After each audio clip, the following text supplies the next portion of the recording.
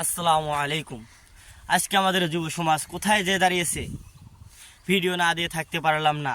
চোখের সামনে এই সব কাজ হচ্ছে আজকে, মনে বড় কষ্ট লাগে। আপনার আমারও তো বোন আছে, তারা কি মনে একটু শান্তি নেই? মনে শান্তি নিয়ে একটু ঘুরতে পারবে না? তারা বেরোলেই কি এরকম কাজ করতে হবে? এই কুলঙ্গারের বাচ্চারা।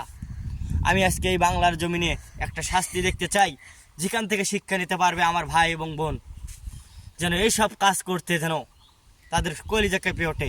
সেই রকম একটা শাস্তি হওয়া চাই। আমার আসিয়া বোন যেন সেই রকম একটা শাস্তি পায়, তার আত্মা যেন অনেক অনেক শান্তি পায়। আমি চাইবো এই বাংলার জমিনে এমন একটা আইন চালু হোক, যেখান থেকে এই নাস্তিকের বাচ্চারা, এই শয়তানের বাচ্চারা পাপ কাজ করতে দূরে থাকবে। কেননা এরকম একটা শাস্তি আইন কারণ যদি না চালু করা হয়, এই বাংলাদেশের মাটিতে রহ পাপ কাজ চলতেই থাকবে। কেননা এখানে কোনো একটা বাংলাদেশের মাঝে আমাদের একটা আইন কানুন নাই, যে আইন কানুন দেখে ভয়ে ভয়ে কাতর হয়ে থাকবে এই নাস্তিকের বাচ্চারা।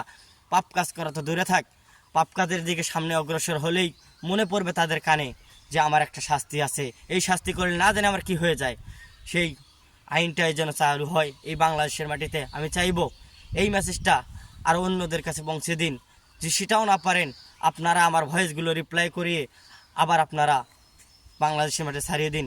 বড় বড় ইউটিউবার ভাই এবং বোনদেরকে বলতেছি, যাদের আইডি ফর ইউতে চলতেছে, এখন আমি তো ছোট ইউজার মাত্র, আমি তো লাদেন মূর্খ, আমি তো কিছুই বুঝি না।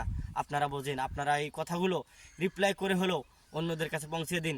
এইরকম যেন একটা বাংলাদেশের মাটিতে এরকম একটা আইন যেন চালু হয়, সেখান থেকে যেন এই নাস্তিকের বাচ্চারা এই পাপগুলো কাছ থেকে দূরত থাকতে পারে, সেই কামনাই করছি। আমি বলতেছি আসসালামু আলাইকুম আ রহমতুল্লাহি বারকাতুহু।